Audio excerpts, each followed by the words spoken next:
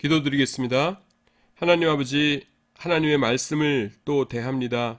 성령 하나님께서 함께해 주시어서 우리들에게 유익한 시간 될 수 있도록 축복해 주시옵소서. 예수님의 이름으로 기도드리옵나이다. 아멘. 요한복음 11장 50절입니다.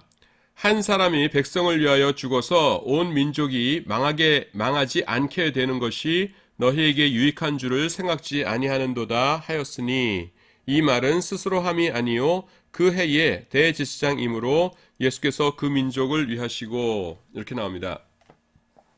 이 배경이 뭐냐면은 예수님을 죽이기 위해서 이제 유대인들의 지도자들이 모여서 회의를 하는 장면이에요. 그런데 그때에 그 해의 대제사장이었던 가야바가 이제 일어서 가지고서는 이렇게 얘기한 겁니다. 일어서는지는 모르겠는데, 한 사람이 백성을 위하여 죽어서 온 민족이 망하지 않게 되는 것이 너에게 유익한 줄을 생각지 아니하는도다, 이렇게 얘기합니다. 그런데 여기서 이제 가야바가 마음속으로 의도하는 것은 뭐였냐면 이겁니다. 자, 예수님을 따르는 사람들이 많아져요. 근데 예수님께서 친정부적이지 않으셨죠. 그러니까 좀 이렇게 좀 반항하는 세력처럼 보인 거예요. 그렇게 되면은 로마 사람들이 이것 우리한테 반항하는 사람들이 나타났네 하면서 군대를 동원할 거고, 그러면은 이제 예루살렘이 소란스러워질 거고 유대 민족 전체에게 어떤 그 안 좋은 결과가 나타날 것이다. 그러니까 지금 예수님 한 사람 우리가 이렇게 죽여버리면은, 처치하고 나면은 두고두고 우리 민족에게 득이 될 거다. 이런 이야기입니다. 그냥 아주 세속적인 그런 얘기예요. 한 사람이 백성을 위하여 죽어서 온 민족이 망하지 않게 되는 것이 우리에게 유익이다, 이렇게 얘기하는 것이죠. 근데 이거 영적으로 보면은요, 기가 막힌 이야기가 됩니다. 자, 예수님께서 죽으심으로 어떻게 됐어요? 주의 백성들이 예수님을 믿음으로 말미암아 지옥에 가지 않고 망하게 되지 않는다는 것이죠. 그래서 예수님 한 사람의 희생과 죽음으로 말미암아서 주의 백성들이 모두 구원을 얻게 된다라고 하는 그런 영적인 메시지가 있게 되는 거예요. 한 사람이 주의 백성을 위하여 죽어서 죽는다는 게 뭐예요? 십자가의 죽으심으로 온 민족이, 하나님의 백성들이 지옥에 가지 않게 되는 것이 우리에게 유익이다, 이렇게 되는 거거든요. 정말로 기가 막힌 말을 한 겁니다. 그러니까 지금 요한복음에서 요한이 무슨 얘기를 하냐면은, 그 가야바가 이 말을 스스로 한 것이 아니다.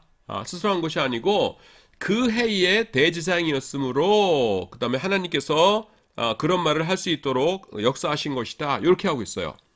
참고로 그 해의 대제사장이라는 거를 좀 설명할 필요가 있는데요. 이걸 보면 꼭 해마다 1년마다 대제사장을 돌아가면서 이렇게 바꾸면서 했던 것 같은데, 그건 아니에요. 원래 대제사장은 뭡니까? 종신직이에요. 한번 안수받으면 평생 동안 하는 것이 대제사장이었는데, 예수님 당시에는 이스라엘이 독립국가가 아니었죠. 어디 식민지였어요? 로마의 식민지였죠.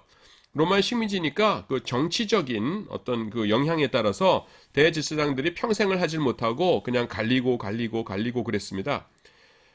그래서 마침 이 가야바가 예수님께서 재판을 받으신 그 해에 마침 그 사람이 그 해의 대제사장이었다, 그냥 그런 뜻이에요. 그리고 성경에 보시면은 대제사장들이 예수께 이렇게 나오죠. 그래서 대제사장들이라고 복수형이 나오는 것도 바로 이런 이유 때문입니다.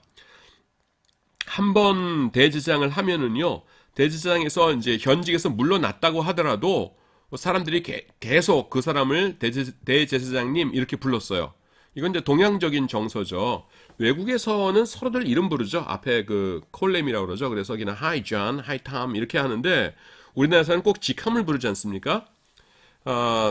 마찬가지로 유대인들도 평생 한 번이라도 대제사장을 했던 사람은 그냥 그 다음에 평생 동안 계속 대제사장님 이렇게 불러줬어요. 그래서 대제사장들이라고 하는 집단이 형성되었었죠. 자, 그런데 여기서 이제 제가 좀 설명하려고 하는 게 뭐냐 하면은, 하나님께서는요, 때로는 어떤 사람의 그 직분 때문에 역사하세요. 직분 자체에 권위가 있어가지고요. 그 직분을 누가 맡느냐에 따라서 이제 그 사람을 통해서 역사하시는 것들이 있습니다. 때로는 참 개인적으로는 참 후진 사람인데 별 볼 일 없는 사람인데 어떤 직분을 맡았기 때문에 하나님께서 그 직분 때문에 그를 통해서 역사하시는 경우도 있습니다. 대표적인 예가 사무엘상 1장 17절 18절이에요. 일단 읽을게요. 엘리가 대답하여 가로되 평안히 가라. 이스라엘의 하나님이 너의 기도하여 구한 것을 허락하시기를 원하노라. 가로되 당신의 여종이 당신께 은혜 입기를 원하나이다 하고 가서 먹고 얼굴에 다시는 수색이 없으니라. 요건 이제 제가 개역 한글판을 가져온 거고 개역 개정판은 아마 그 근심빛이 없으니라 뭐 이렇게 했던 것 같아요.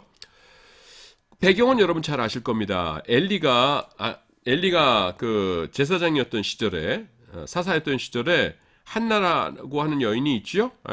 한나 나중에 이제 사무엘의 어머니가 되는 여자인데 아기를 못 낳았어요. 그래가지고서는 가가지고서는 막 그 하나님께 간절히 기도를 합니다. 하니까 꼭 술 취한 것 같거든요. 여자 혼자서 중얼중얼 대낮에 그러고 있으니까. 그러니까 좀 술 그렇게 마시지 마라. 그러니까 내가 그래서 그런 것이 아니라 이제 하나님 앞에 이러이러한 기도 제목이 있어서 내가 이러고 있는 겁니다. 그러니까 엘리가 거기에 대한 대답으로 한 말이에요. 가로되 평안히 가라. 이스라엘의 하나님이 너의 기도하여 구하는 것을 허락하시기를 원하노라. 이렇게 이야기했습니다. 그런데 여러분 생각해 보세요. 엘리가 어떤 사람입니까? 그 사사기에 나오는 사사기 뭐 사무엘상 성경에 나오는 이 그 사사들 가운데서 가장 후진 사사 한 명 꼽아라 그러면은 대부분의 사람들이 엘리를 꼽을 겁니다. 왜냐하면은 법궤 빼앗긴 거는 엘리밖에 없죠. 법궤가 빼앗겼다라는 말 듣고 또 나중에 자기도 이제 의자에서 떨어져서 목이 부러져서 죽고 그러죠. 또 자기 손자는 또 저기 며느리가 또 이제 아기 낳다가 또 죽고 뭐 이러잖아요. 그러니까 하나님의 법궤도 빼앗기고 자기 집안도 패가망신하고 이런 사람이에요. 이런 엘리가 한나랑 대화하다가 진지하게 아주 그 마음을 딱 그 하나로 묶어가지고서는 평안히 가라 하면서 진지하게 했겠어요. 그냥 그 주의 백성 누구든지 와서 이런 걸 하면은 그냥 늘상 하는 인사말 같이 지나가는 말이었을 거예요. 평안히 가라. 이스라엘의 하나님이 너의 기도하여 구하는 것을 허락하시기를 원하노라. 그냥 별 성의 없이 그냥 휙 던진 말이었을 겁니다. 그런데 거기에 대해서 어떤 반응을 일으켜요? 한나가 가로되 당신의 여종이 당신께 은혜 입기를 원하나이다 하고 가서 먹고요. 금식을 풀고 먹고 다음에는 얼굴에 다시는 근심빛이 없었더라. 걱정을 안 했다는 거예요. 왜냐하면 주의 종이 내 기도에 대해서 축복하셨으니까 하나님께서 분명히 이루어 주실 거야 라는 것입니다. 그래서 그 결과 태어난 게 누구예요? 최고의 사사인 누구입니까? 사무엘이죠.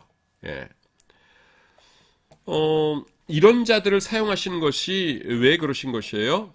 모두 신실한 주의 백성들의 유익을 위해서였어요. 보시면은 한나도 그랬고요. 그러므로 성직자가 자신의 영적 권세를 통해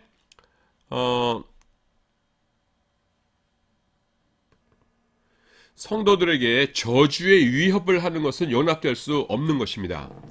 그러니까 지금 하나님께서 이 교육자들의 권위를 통하여서 그 다음에 기도가 응답되게 하신 것은요 항상 성도들의 유익을 위해서였어요. 성경에 보시면은. 그래서 좀 뭐라고 해야 되나 좀 잘못된 교육자들이 가끔가다 이제 그런 말 하거든요. 내가 뭐 이렇게 당신들에 대해서 이게 저주의 기도하고 그러면은 당신들 재미없다 뭐 그런 식으로 이제 이렇게 좀 돌려가면서 위협도 그러는데 그거는 용납되지 않는 거예요. 하나님께서 그런 식으로 주의 종을 사용하지는 않으십니다.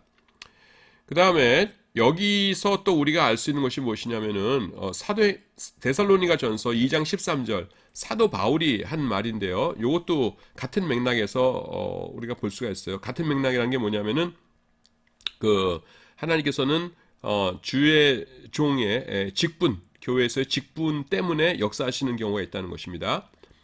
이러므로 우리가 사도 바울의 그 무리들입니다. 우리가 하나님께 끊임없이 감사함은 너희가 우리에게 들은 바 하나님의 말씀을 받을 때에 사람의 말로 받지 아니하고 하나님의 말씀으로 받음이니 진실로 그러하도다. 이 말씀이 또한 너희 믿는 자 가운데에서 역사하느니라. 아멘. 여기서도 보시면은 사도 바울이요, 이렇게 말씀을 전할 때에 사람들이 어떻게 했다고요? 이것은 개인 사도 바울의 말이 아니라 하나님께서 바울을 통해서 하시는 말씀이다, 이렇게 받아들였다는 것이에요. 사람의 말로 받지 아니하고 하나님의 말씀으로 받았다는 겁니다. 근데 진짜로 그렇다는 겁니다. 그럴 때 어떻게 된다고요? 이 말씀이 또한 너희 믿는 자 가운데서 역사한다라는 것입니다. 우리가 이제 교회에서 목사님들 설교 말씀을 들을 때 어떤 때는 그 목사님이 좀 허물이 많으신 분이 있어요. 뭐 좀 이렇게 안 좋으신 분이 있지요. 예.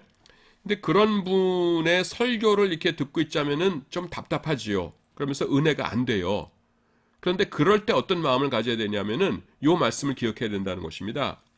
비록 개인으로서의 그 목사님은 여러 가지 흠이 있고 이렇게 좀 그런 분이시지만은 그가 하나님의 말씀 자체는 올바르게 지금 말씀 그대로 전하고 있거들랑 그 말씀은 하나님의 말씀으로 받으라는 거예요. 그러면은 어떻게 된다고요? 그 말씀이 내 삶 속에서, 우리 믿는 자 속에서, 우리 듣는 내 속에서 역사한다라는 것입니다. 왜요? 하나님의 말씀은 그 자체에 생명력이 있기 때문입니다. 예. 그래서 이것은요, 우리들에게 굉장히 우리를 안심시키기도 하고 겸손하게 만들기도 하고 그러는데요. 뭐냐면은 여러분들이 이제 전도사로 나가서 일을 하고, 저 같은 경우는 이제 목사니까 가끔 설교를 하고 그러는데, 학교에서도 일하지만은, 근데 그럴 때에 사람들이 그 설교 끝난 다음에 막 그 은혜 받았다고 목사님 감사해요, 전도사님 감사해요, 그럴 때가 있어요. 그런데 그때 우리가 우쭐하면 돼요, 안 돼요? 그러면 안 된다는 겁니다. 왜냐하면 그냥 성령님께서 나를 설교자로 세우셨으니까 나를 통해서 역사하신 것이에요. 하나님께서 역사하신 것이지 거기서 내가 우쭐우쭐하면 안 된다는 겁니다. 반대로 또 내가 이렇게 막 주눅이 들어가지고서는 나는 별거 아니야, 이럴 필요 있어요, 없어요? 그럴 필요 없다는 겁니다. 그냥 나를 세우신 분도 하나님이시니까 내가 순종하는 마음으로 나서면 어떻게 된다는 거예요? 나를 통해서 필요한 말씀으로 역사하신다는 것입니다. 단 하나님의 말씀만을 정확하게 전해야 합니다. 여기서 이제 제 조그마한 간증 좀 하나 하려고 합니다. 그게 뭐냐 하면은 그러니까 이건 뭐냐면은 정확한 설교가 얼마나 중요하다 하는 그 간증을 좀 하려고 그래요. 제가 이제 좀 부끄럽지만은 막 일이 너무 많고 이럴 때 보면은 야, 하나님이 나를 정말 사랑하시나 이런 생각이 들 때가 있어요. 아마 여러분들도 너무 피곤할 때는 그런 생각 가끔 할 겁니다. 이건 무슨 그냥 머슴처럼 일은 많이 하는데 아들로서 나를 사랑하시나 그럴 때가 있어요.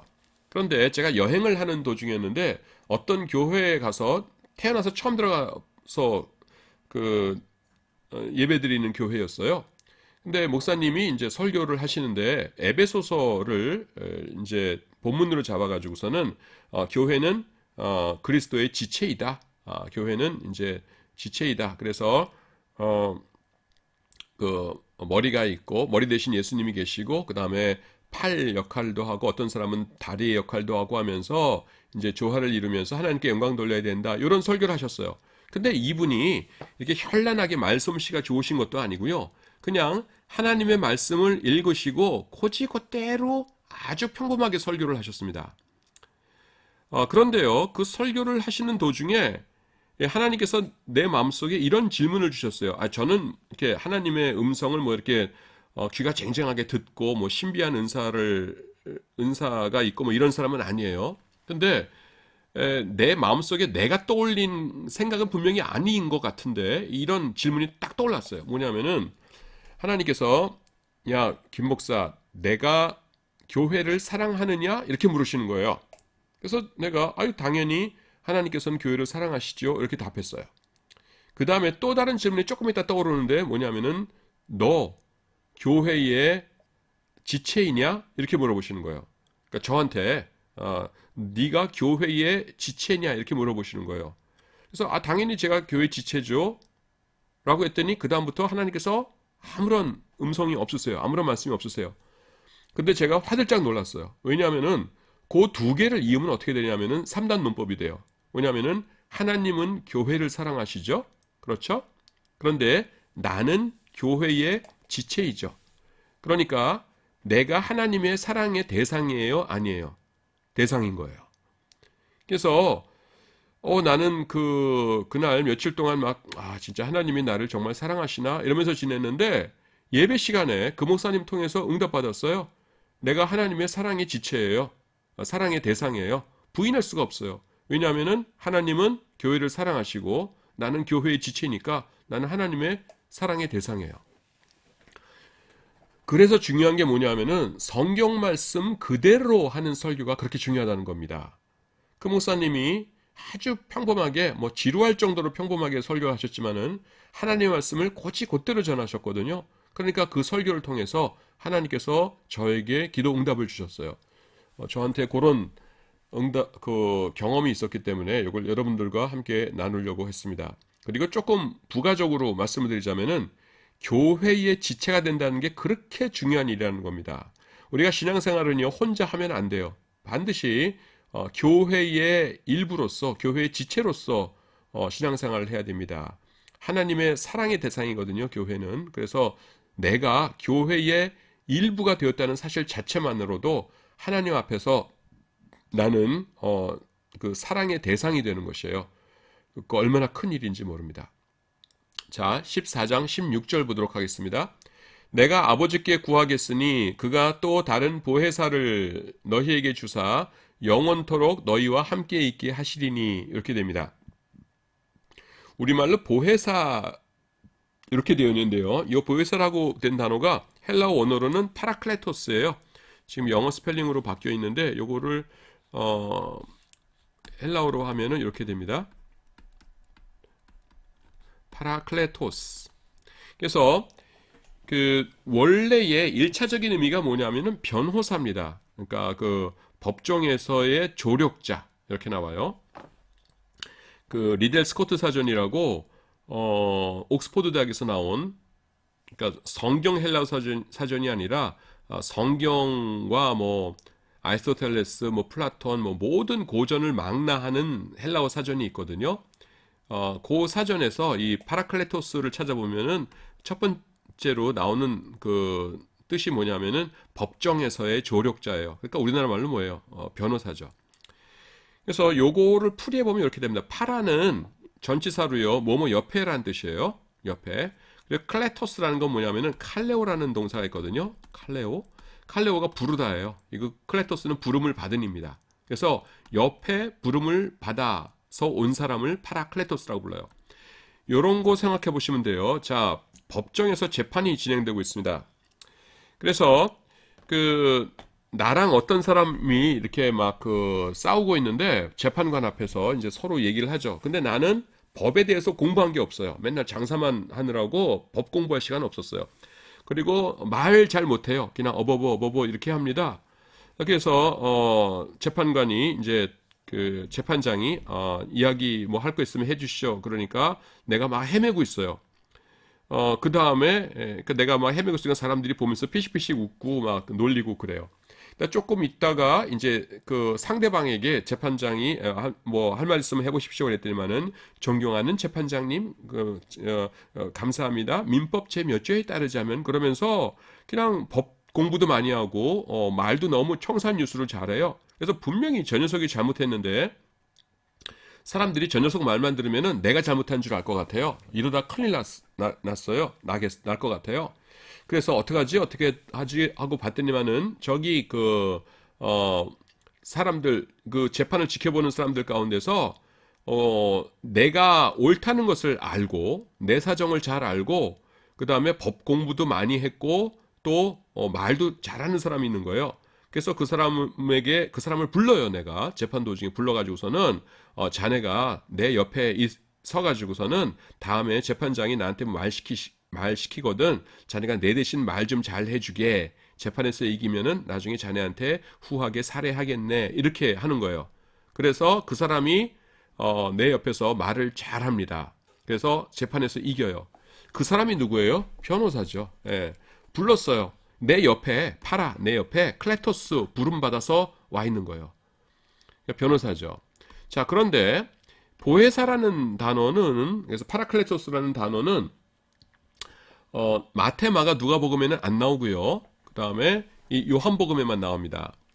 그래서 요한복음에서 왜 성령님을 딴 데서는 변호사라고 부른 적이 없는데 굳이 변호사라고 부르냐 하면은 요한복음이 기록될 당시가요, 이렇게 막 이 논쟁이 심했던 그런 시대였어요. 논쟁. 그래서 어디랑 논쟁을 했냐면은 회당하고요. 회당. 그래서 회당에 다니던 예수님을 믿는 유대인들을 회당에서 다 쫓아냈어요. 너네들은 지옥 갈 거야. 교회 다니는 녀석들은 지옥 갈 거야. 회당에서 나가 해서 다 쫓겨났어요.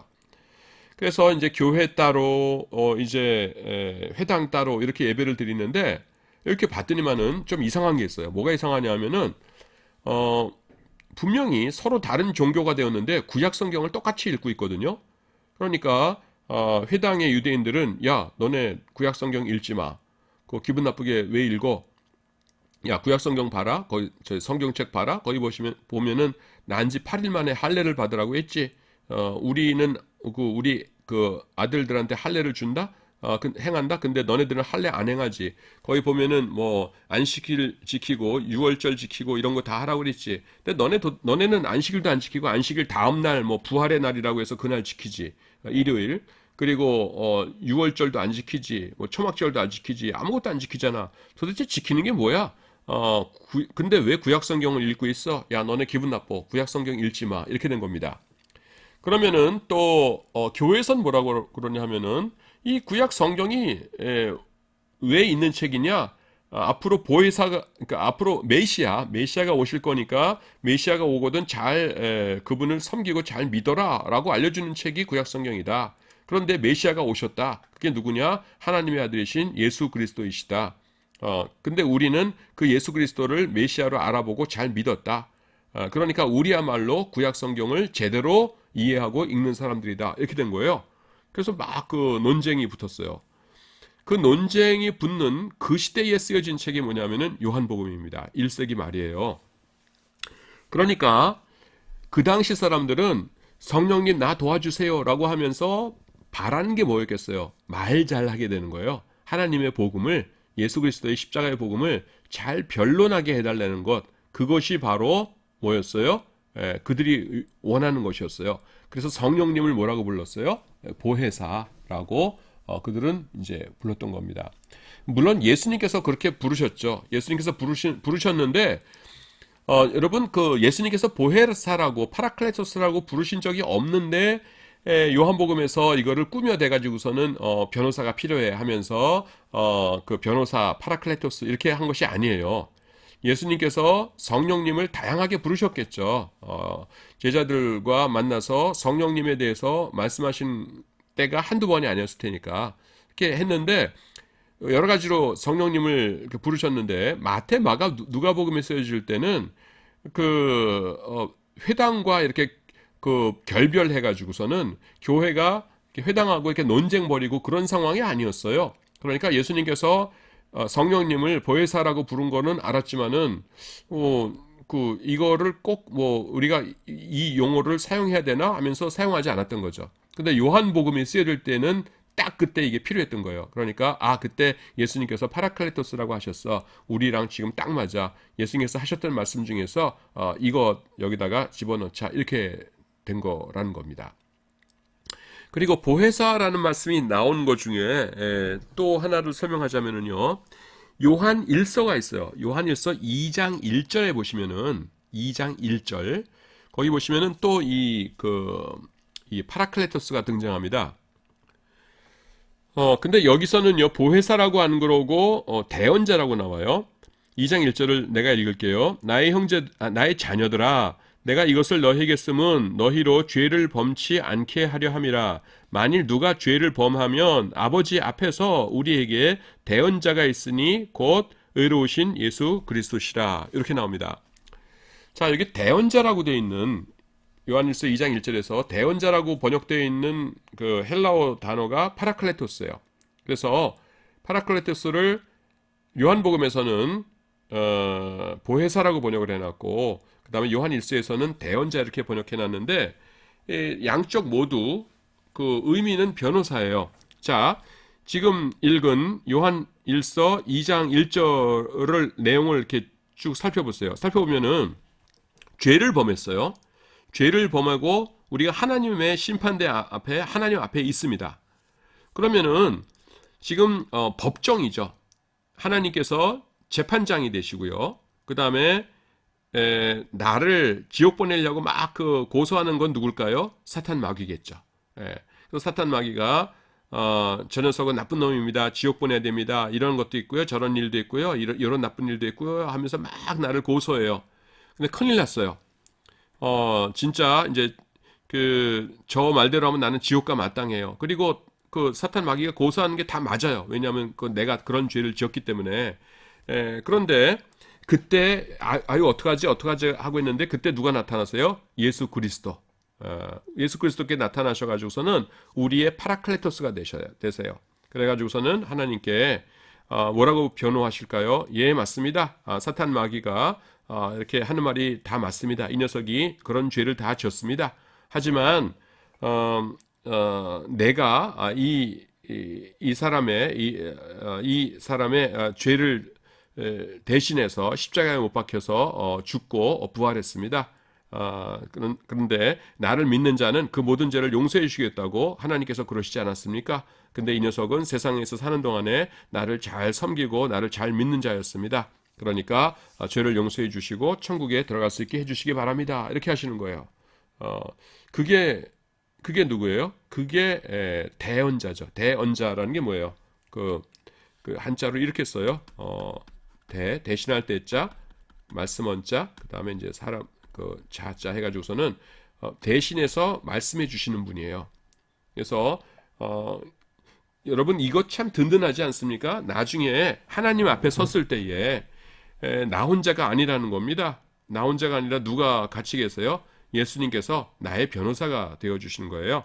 지금 우리가 재판 받으러 갈 때 나 혼자 간다면은 막막하겠죠. 무슨 말을 어떻게 해야 되는 거지 하면서 법정에 들어가면은 뭐 판사, 검사 전부 다 똑똑한 사람들 투성인데 내가 거기서 뭐 한마디라도 할 수 있을까 그러는데 아주 대한민국 최고의 변호사가 걱정하지 마십시오. 들어가셔서요. 그냥 제 옆에만 계시고 아무것도 안 하셔도 됩니다. 제가 다 알아서 할게요 하면서 옆에 딱 있어주면은 든든하겠죠. 대언자, 파라클레토스, 예수님이 그런 분이시라는 거예요. 그래서 오늘 아주 여기 나온 김에 이 보혜사라는 것에 대해서 그냥 설명을 다 해버렸어요. 근데 굉장히 은혜스럽지 않나요, 여러분? 그래서 우리가 죽었을 때에 이제 세상 모든 형제 자매들, 모든 가족들은 나랑 헤어지게 되죠. 하지만 나의 보혜사이신, 나의 변호사이신 예수님께서는 끝까지 내 옆에서 나와 함께 계셔 주신다는 것입니다. 아멘. 자, 그 다음에 요한복음 15장 2절입니다. 무릇 내게 있어 과실을 맺지 아니하는 가지는 아버지께서 이를 제해버리시고 무릇 과실을 맺는 가지는 더 과실을 맺게 하려 하여 이를 깨끗게 하시느니라. 이렇게 나옵니다.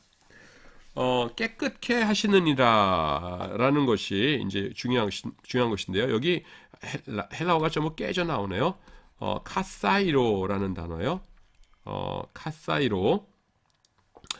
요 카사이로가 뭐냐면은 두 가지 뜻이 있어요. 하나는 뭐냐면은 깨끗하게 하다가 있고요. 깨끗하게. 이거를 그냥 다시 여기서 할게요. 카사이로인데 하나는 뭐냐면 깨끗하게 하다. 영어로 그냥 한글로 쓰죠. 깨끗하게 하다. 그 다음에는 전정하다라는 것이 있어요. 전정하다. 어, 전종하다가 뭐냐면은 그 가지치기 하는 겁니다. 가지를 치다라는 뜻이에요. 푸른이라고 합니다. 영어로는 깨끗하게 하다는 뭐 다 알 테고요. 그래서 각 나라마다 해석하는 것이 달라요. 그래서 우리나라 말로는 깨끗하게 하다라고 했는데 이게 그냥 50대 50입니다. 이 단어의 뜻에. 그래서 그 여러분 영어 성경, 영한 대조 성경 이런 거 갖고 있는 사람 있죠. 근데 영어 성경 중에서 제일 많이 우리나라에서 보급된 게 뭐예요? 그 NIV죠. NIV 보시면은 푸른으로 번역해 놨어요. 그래서 NIV만 읽었던 그 외국 사람들은 그 하나님께서 열매를 맺는 가지는 열매를 깨끗하게 하신다 그러면은 그런 게 성경이 어디 있어 그럽니다. 왜냐하면은 전정하다밖에 몰랐기 때문에요. 근데 둘 다 참 놓치기 아쉬운 그런 좋은 의미들을 갖고 있어요. 제일 먼저 우리나라 말로 번역된 깨끗하게 하다로 하면 어떻게 되는지 보죠. 자, 이렇게 그 열매가 가지에 이렇게 주렁주렁 달렸습니다. 어린 열매들이. 그래서 이것이 이제 성령의 열매를 이제 나중에 탐스럽게 잘 맺어야 되는 거예요. 그런데 여기 어떻게 됐어요? 더러운 게 묻었네요. 그럼 더러운 게 묻으면 어떻게 되겠어요? 이게 썩겠죠. 더러운 거라는 게 뭐예요? 죄예요, 죄. 그래서 내가 하나님의 참된 일꾼으로서 이렇게 잘 이렇게 좋게 이렇게 깨끗하게 잘 거룩하게 자라나야 되는데 이 악한 죄를 져가지고서는 이렇게 썩어가게 생겼단 말이에요. 그럼 어떻게 하신다는 거예요? 성령님께서 우리를 깨끗하게 하신다. 이렇게 회개하게 하시고 네가 그럴 수 있어라고 하셔가지고서는 이제 깨끗하게 하신다. 이것이 이제 깨끗하게 하다의 첫 번째 뜻이에요. 그다음에 두 번째 전종하다, 가지치기 하다. 여러분 가지치기는 뭔지 알죠? 과수원에서 그 과수들이 이렇게 있으면 그걸로 그렇게 잘라내는 거예요. 자, 요 그림을 그냥 다시 그리죠. 자, 어떤 가지가 있어요. 그러니까 배나무라고 해보죠. 배나무. 이렇게 가지가 있는데 이렇게 그 조그만 배들이 막 열렸어요. 그래서 탐스럽게 열렸습니다. 배들이. 그런데 요거를요 가지를 안 쳐주고 나중에 끝까지 가을까지 놔두면은 이게 어떻게 돼요? 어떻게 되냐면은 그냥 다 같이 조그맣게만 열려가지고서는 그 배의 개수는 굉장히 많은데 이걸 잘라가지고서는 시장에 내다 팔려고 하면은 시장에 팔만한 건 없는 거예요. 왜냐하면 너무 조그만 것들이에요. 그래가지고서는 그 과수원 주인이 어떻게 합니까? 이렇게 봐가지고서는 제일 큰 거, 요게 제일 크네요. 요거 하나만 남기고 나머지는 전부 다 잘라버리죠. 가위로 따다닥 잘라버려요. 그럼 어떤 결과가 생겨요? 요 가지에 오는 양분이 옛날 같았으면 사방으로 다 흩어졌을 텐데 요 남아있는 요거 하나에 딱 집중이 되죠. 그러니까 여기다가 이렇게 종이봉지 씌워놓으면은 나중에 아주 커다란 먹음직스러운 배가 커다랗게 열려가지고서는 시장에서 비싸게 팔아먹을 수 있죠. 예. 그게 뭐냐면은 전정하다라는 뜻이에요. 자, 이 문자적인 의미는 그렇고요. 우리가 이것을 이제 그 생각하면은 우리 삶에서는 어떤 것이에요? 자, 우리가 주의 종이 되겠습니다라고 한 다음에 이제 그 열매를 맺어요. 근데 이 전도사를 보니까 능력이 굉장히 많은 거예요. 강해 설교도 곧잘 하고요. 곧잘 하고 그 다음에 뭐 그 찬송 인도도 기타도 잘 치고 편곡도 잘하고 그 다음에 교회 뭐 데코레이션 좀 해주세요 했더니만은 미술도 잘 그리고 그다음에 조직력도 있어가지고서는 이렇게 그 통솔도 잘하고 운동도 잘하고 여러 가지가 잘하는 거예요. 근데 그렇게 된 걸 가만 놔두면 어떻게 되겠어요? 요것도 조금, 저것도 조금, 요것도 조금 하다가 나중에 인생 다 끝났는데 봤더니 너 뭐 했냐? 봤더니만은 글쎄요, 그냥 조그만 것들 이것저것 막 하다가 인생 끝났네요. 이렇게 되겠죠? 그렇게 되면은 별로 안 좋잖아요. 그래서 하나님께서 어떻게 하시냐면은 이렇게 봤더니 이 녀석은 찬양 사역자예요. 찬양을 열심히 하고 자기를 드러내지 않으면서 찬양 사역자는 절대로 자기가 드러나면 안 돼요. 자기가 고개를 빳빳하게 드는 순간 찬양 사역자로서의 사명은 끝나는 겁니다, 여러분. 왜냐하면 하나님께서 가장 기뻐하시는 것이 찬양이기 때문에 찬양 사역자는 온전히 하나님의 영광만을 위해서 자기는 숨겨야 돼요. 예. 그래서 이 녀석은 참 겸손하고 편곡도 잘하고 악기도 뭐 웬만큼 중요한 악기들은 다 자기가 스스로 연주할 수 있고 좋아요. 그러면 하나님께서 어떻게 하시냐면은 너는 찬양만 해. 한 다음에 나머지 것들은 길을 막으시는 거예요. 그래서 못하도록 이렇게 하고 찬양 사역자로서 큰 열매를 맺어서 하나님께 영광 돌리도록 이렇게 하시는 겁니다. 그게 전정하다의 뜻이에요. 전정하다. 그래서 NIV가 푸른이 전정하다는 뜻인데 NIV가 그렇게 되어 있다니까요. 그러니까 여러분 어때요? 굉장히 중요한 뜻이죠. 그래서 근데 참 안타까운 게 영어는 전정하다 이렇게 되어 있고 우리 한글 성경은 깨끗게 하다 이렇게 되어 있고요. 그러니까 둘 중에 하나밖에는 번역을 못해요. 그게 참 안타까운 일이에요. 자, 19장 19절입니다. 빌라도가 패를 써서 십자가 위에 붙이니 나사렛 예수 유대인의 왕이라 기록되었더라 이렇게 했습니다. 자, 사람을 십자가에 못 박을 때 로마 사람들이 위에다가 이렇게 패를 써놨어요. 그리고 사람 이렇게 십자가가 이렇게 있고 이제 사람이 여기 이렇게 달리게 되죠. 그렇고 여기다가 이제 패를 써놨는데 예수님의 경우에는 3개국어로 써놨어요. 라틴어, 로마 말, 그 다음에는 히브리어, 아람어죠 사실은. 그 다음에 그 헬라어 이렇게 해서 세 수를 써놨는데 거기에 요거가 뭐냐면 INRI. 여러분들이 봤던 사람들이 있고 그 다음에는 그 처음 보네 그런 사람들이 있을 텐데 그 영화나 이런데 그 예수님 십자가가 나오거든 그림 같은데 특히 이제 그 예수님 십자가 그림 그릴 적에 보면은 여기에 INRI 이렇게 써놓은 거가 있어요. 이게 뭐냐면은 나사렛 예수 유대인의 왕 이렇게 되는 거예요. 이게 그래서 3개국어 중에서 라틴어인데요. 라틴어로 어떻게 되냐면 예수님 그다음에 나자레누스 그래서 나사렛 예수예요.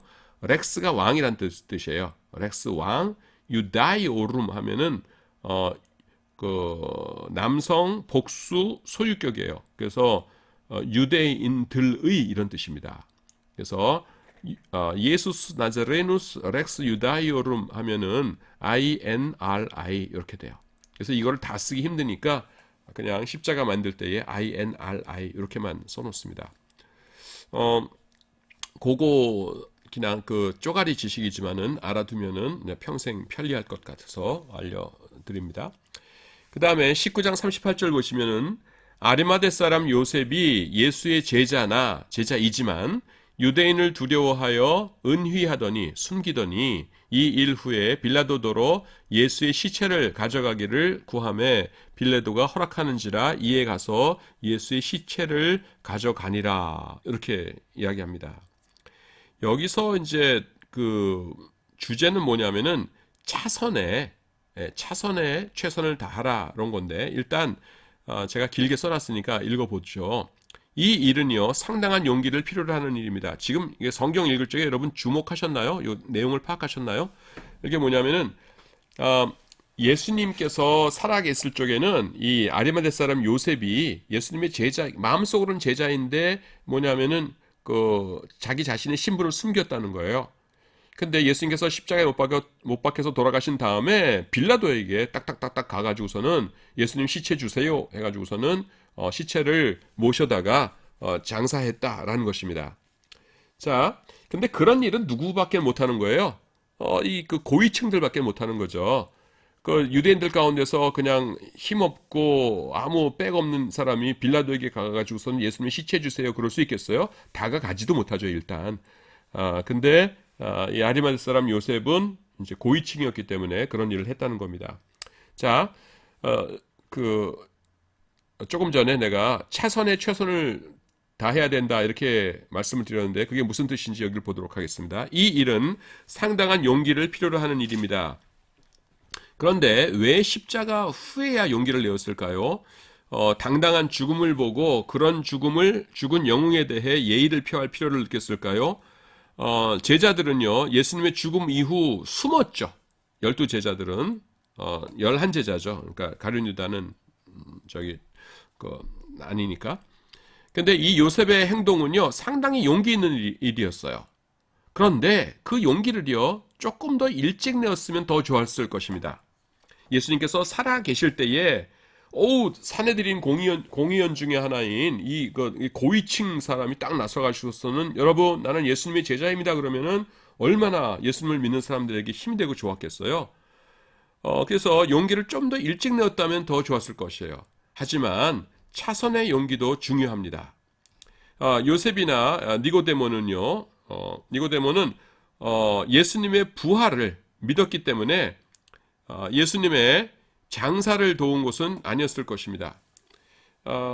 그건 예수님의 12제자들도 아직 못 믿고 있었던 거니까. 하여튼 이들은요, 차선에 최선을 다했고요. 그것은 훌륭한 일이었어요. 자, 정리합니다, 여러분. 예수님을 믿는 고위층 사람으로서 최선은 뭐였어요? 예수님께서 돌아가시기 전에, 십자가에 못 박혀 돌아가시기 전에 나는 예수님의 제자입니다. 여러분, 나는 예수님께서 하나님의 아들이십니다. 라고 당당하게 고백했다면 그것이 최선이었겠죠. 하지만 그거는 놓쳤어요. 놓쳤는데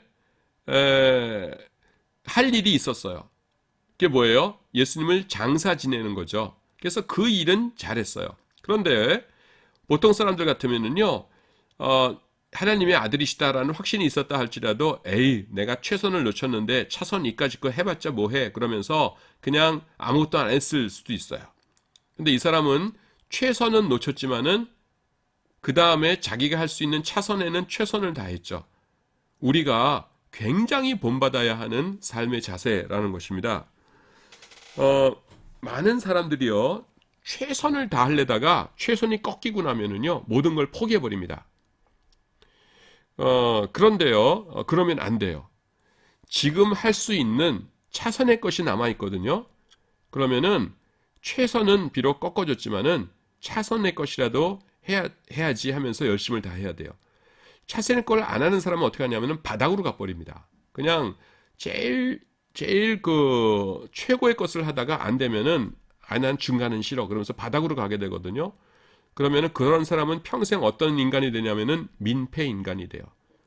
그냥 뭘 하려다가 그냥 조금 수틀리면 나 안 해 그러고서는 나가 떨어지고, 그 다음에 자기 몫을 감당하지 못하고 늘 다른 사람에게 일을 미루고 하는 그런 사람이 되는 겁니다.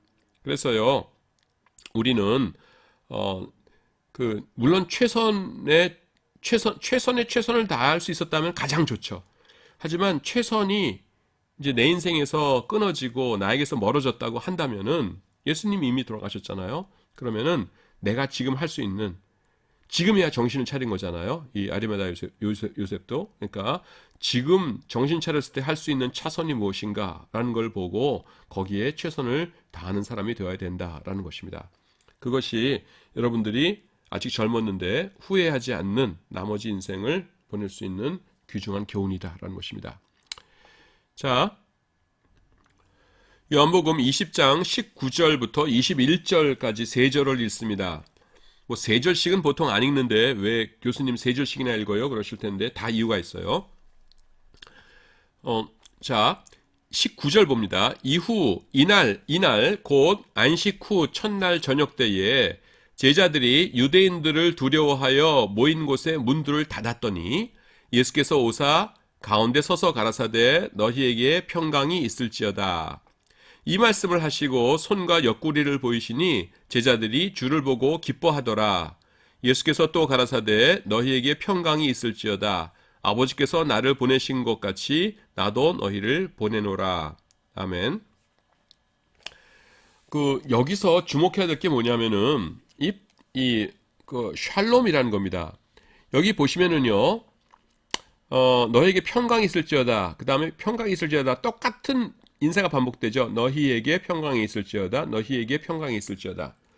근데 이거는요, 유대인들 사이에 그냥 아주 흔한 인사였어요. 한국 사람들은 만나면 뭐라고 인사해요? 안녕하세요 그러잖아요. 그냥 안녕하세요예요. 히브리어로 그냥 샬롬이거든요. 그래서 샬롬 이런 겁니다. 그런데 이것이 언제냐 하면 지금 예수님께서 부활하신 다음에 제자들에게 나타나시는 장면이거든요. 근데 여기서의 샬롬은 예사로운 샬롬이 아니에요. 그걸 어떻게 할 수 있냐면은 똑같은 인사가 2번 반복되잖아요. 예. 자, 제가 어디 가서 안녕하십니까 한 다음에 뭐 한마디 한 다음에 안녕하십니까 그러면 저 사람 왜 저래? 이럴 거 아니에요? 근데 예수님께서 그러셨어요. 똑같은 말씀을 2번 반복해서 하셨어요. 이건 뭐예요? 뭔가 심상치 않은 것이 있다는 것이죠. 그렇다면 그 중간에 뭐가 있나를 봐야 되죠? 중간이 뭐예요? 20절이죠. 평강이 있을지어다 라고 하신 다음에 손과 옆구리를 보이셨답니다. 손과 옆구리에는 뭐가 있어요? 십자가의 상처가 있는 것이에요. 손에는 못자국이 있고요. 옆구리에는 창자국이 있죠. 그걸 제자들에게 보이시면서 그 다음에 다시 한번 똑같이 예수님께서 또라고 하시죠. 또 예수님께서 또 가라사대 너희에게 평강이 있을지어다 그러십니다. 그러니까 지금 이 평강은 그냥 일상적인 인사말이에요? 아니에요? 아니에요. 의미심장한 말씀입니다. 내가 너희에게 평강을 주는데 실제로 너희가 평강을 누릴 수 있는데 그 평강이 왜 가능한 줄 알아? 그 평강이 가능한 이유는 나의 십자가가 있었기 때문에 가능한 것이야. 이 말씀하시는 겁니다. 그래서 우리의 평강이라는 것이요, 거저 얻어지는 것이 아니라는 것입니다. 예수님의 십자가를 통해서 얻어지는 것이라는 것이에요. 그래서 제가 여기서 두 가지의 교훈을 이렇게 써놨는데요. 첫 번째는 뭐냐면은 주님이 주시는 평강에 대해서 감사해야 돼요. 여러분 예수님을 믿었죠, 우리가. 예수님을 믿으면은 우리의 죄가 용서함 받았죠.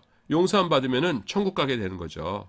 우리가 배교하고 예수님을 부정하지 않는 이상 우리가 예수님을 나의 주님이십니다라고 우리가 말과 행동을 통해서 계속 고백하면서 사는 이상 우리의 구원은 무너지지 않아요. 우리가 천국에 갈 겁니다.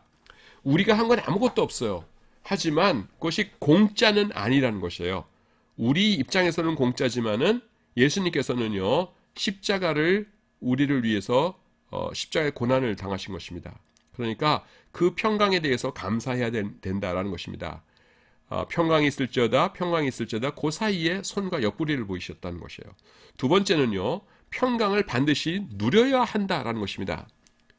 자, 그 아버지가요 아들에게 주기 위해서 아들이 통닭을 좋아해요. 치킨을 좋아해요. 그래서 아버지가 지친 몸을 이끌고 오늘은 정말로 일 나가기 싫었는데 통닭 싸줘야지 해가지고서는 지친 몸을 이끌고 가서 하루 종일 열심히 일해가지고 일당을 받아서 통닭을 사왔어요. 그때만 아들이 오늘 입맛 없어 아빠 그러면서 문 꽝 닫고 들어가서 통닭은 쳐다보지도 않아요. 그러면은 아빠가 얼마나 슬프겠어요.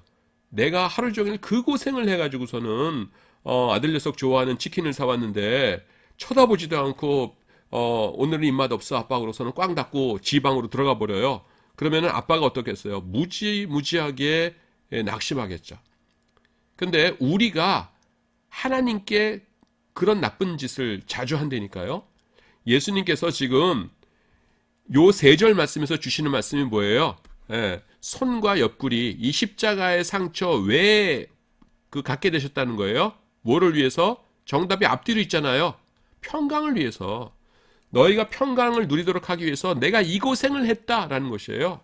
그러면은 우리가 예수님을 믿으면은 평강을 누려야죠.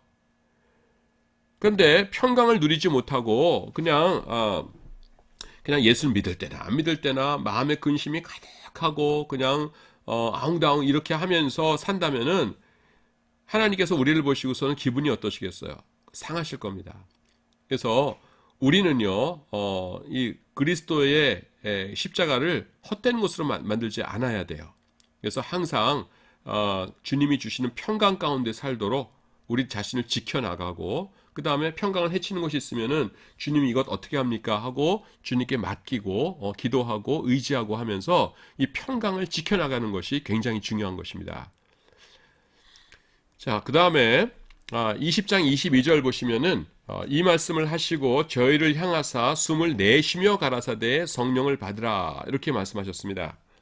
요것은 좀 독특한 말씀인데요. 왜 독특하냐 하면은 성경 말씀 가운데서 성령을 받는 방법이 대개는 2가지예요. 하나는 뭐냐면은 그냥 기도하면은 열심히 기도하면은 하나님께서 성령을 주시는 거예요. 그리고 어떤 육체적인 행동을 취한다 할 적에는 대개의 경우 뭐냐면 안수 기도합니다. 안수하여 그 은사를 받고 성령을 받고 이렇게 해요. 그래서 목사님들도 목사님 될 때 노회 목사님들에게서 안수를 받고 목사님이 되시죠. 예. 근데 여기 보시면은 예수님께서 저희를 향하여 숨을 내쉬며 후 하고 숨을 내쉬며 성령을 받으라고 그러셨어요. 그래서 이게 뭐지? 굉장히 좀 희한한 어려운 구절입니다. 요거는 다음 기회에 설명을 하도록 하겠습니다. 50분이 지났기 때문에. 자, 여러분 오늘도 수고 많으셨습니다.